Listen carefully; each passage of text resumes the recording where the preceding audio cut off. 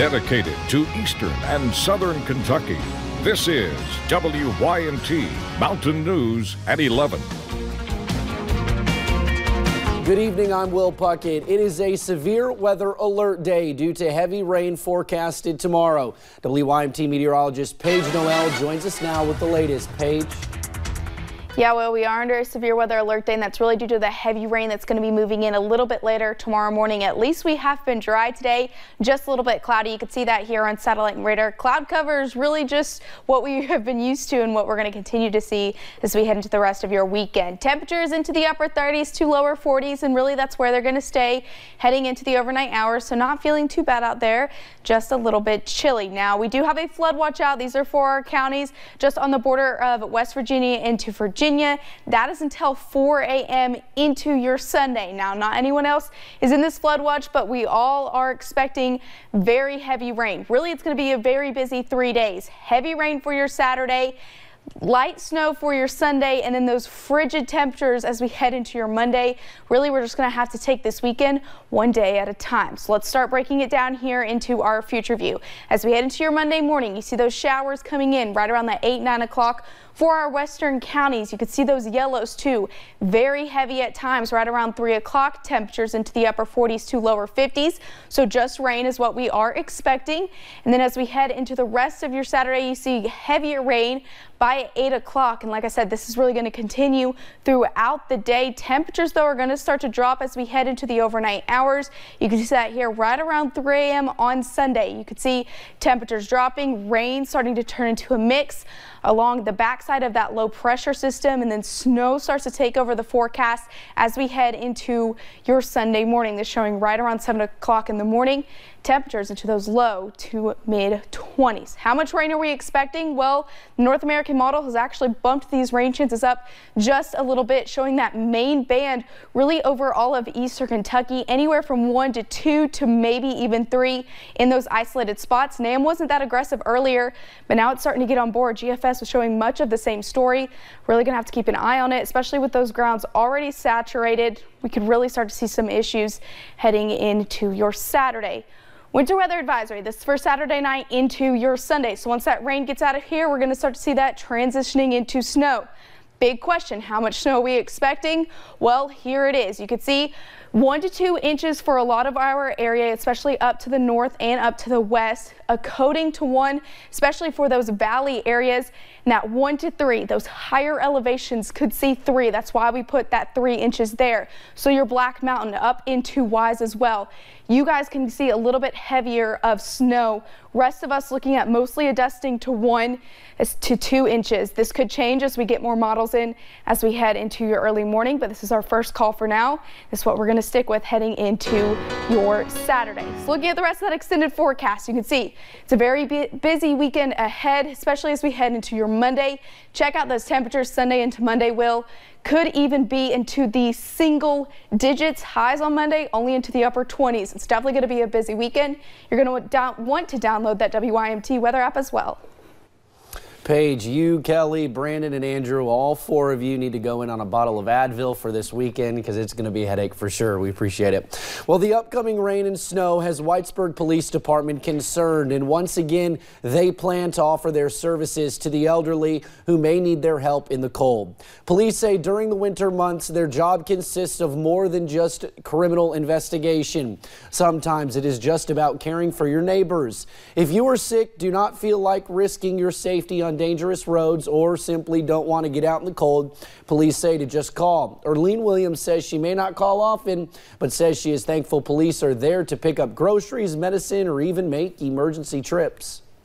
I'm just so thankful that we have people who are willing to sacrifice their time and even their health or their life to help somebody else.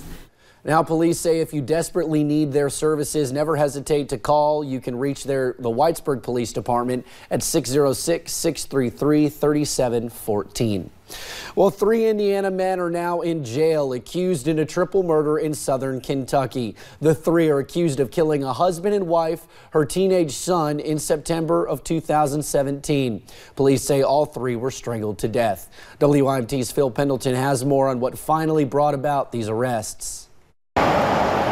A mother finally getting the answers that she's waited nearly a year and a half for. The officer, Freeman and Byrd, they have done so much and with so little and the time that they've had. Kathy Faulkner tells us by telephone her gratitude for Williamsburg police, who picked up the murder case of her daughter Imogene, her son-in-law Christopher Bittner, and Imogene's 16-year-old son, Robert Littleman Kennedy. They told me right off the bat that it was very solvable. It could be solved. On the mayor's request, myself and the detective started looking into it. As we looked into it, we realized that, there was 3 pretty strong suspects. All 3 are from Indiana. Jeremy Hatfield was found on a weapons charge and extradited in December.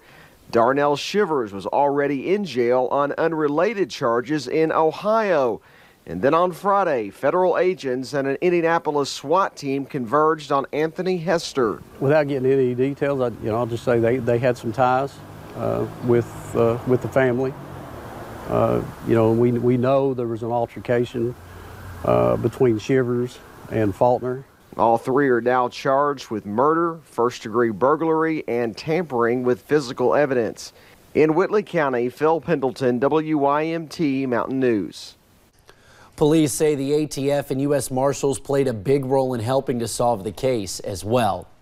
Well, a group of Hazard High School students are creating a program that they hope will save lives. RAPID stands for Rapid Access Product for Information Delivery.